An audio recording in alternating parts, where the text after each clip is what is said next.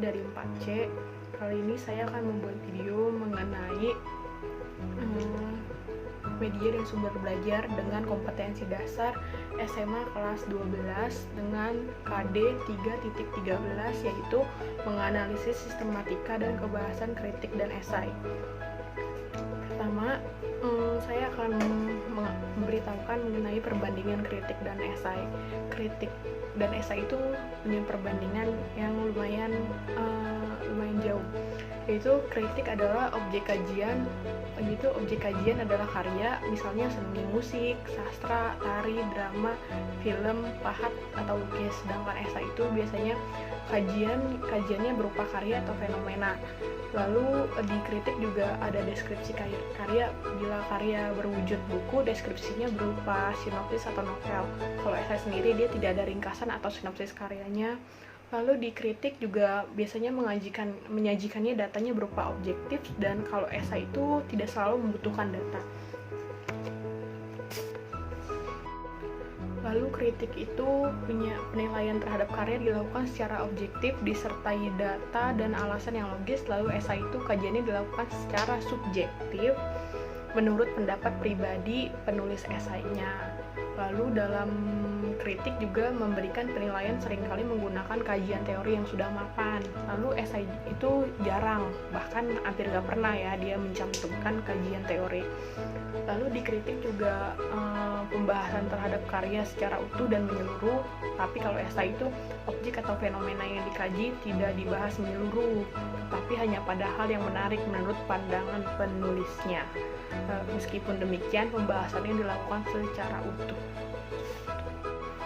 Oh iya, saya lupa menjelaskan apa itu kritik dan esai terlebih dahulu. Jadi saya sekarang mau menjelaskan apa itu kritik dan apa itu esai. Kritik itu merupakan analisis terhadap suatu karya sastra untuk mengamati atau menilai baik buruknya suatu karya secara objektif. Sedangkan esai itu merupakan karangan singkat yang membahas suatu masalah dari sudut pandang pribadi penulisnya sendiri. Sesuai dengan kompetensi dasar 3.13, yaitu menganalisis sistematika dan kebahasan kritik dan esai, saya akan memberikan beberapa contoh kritik dan esai yang dibuat oleh beberapa orang yang sudah lumayan terkenal, dan bahkan karya-karyanya ini sudah ada di buku-buku pelajaran SMA kelas 12 sesuai dengan kurikulum yang ada, seperti menimbang ayat-ayat cinta. Saya kurang tahu siapa penulisnya, tetapi menimbang ayat-ayat cinta ini bisa ditemukan di buku kelas 12, di buku kelas 12, di buku SMA kelas 12. Lalu eksperimen novel Laki Harimau. Lalu ada Ger ini contoh esai ya. Ger dan Batman punyanya Gunawan Muhammad adalah contoh esai yang ada di buku. Dalam media belajar mengenai sistematika dan kebahasan kritik dan esai ini, saya akan memakai media berupa seperti kocokan arisan, yaitu saya menggunakan barang-barang bekas, yaitu seperti yang pertama itu ada botol, tabung. Jadi tabung ini bekas dari snack, seperti ini. Saya memakai tabung ini karena saya nggak punya tempat kocokan yang lain. Lalu pakai pulpen, kertas, dan gunting. Jadi karya-karya yang tadi saya sebutkan seperti menimbang ayat-ayat cinta, capaian eksperimen novel Laki Harimau, Ger, dan Batman itu saya akan tulis dalam sebuah dalam kertas, lalu akan saya gunting dan saya taruh di dalam tabung ini. Nanti saya akan mengocok ini dan memilih salah satu murid untuk mengambil apa yang dia dapat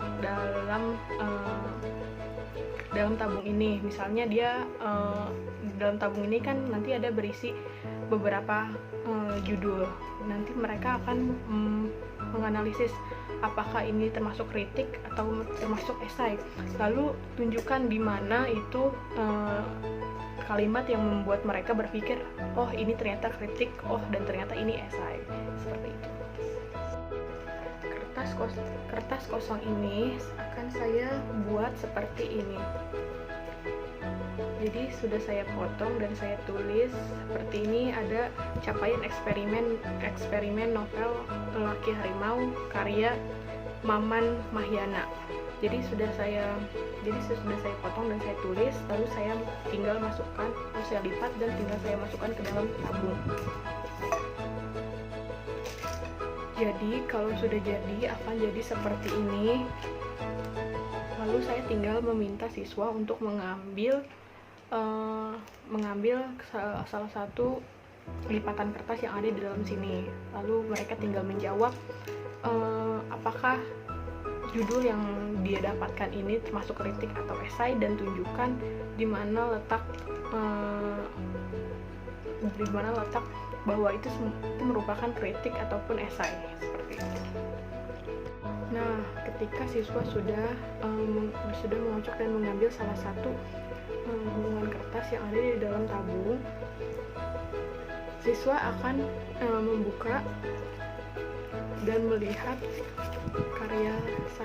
karya siapa yang akan dia kaji.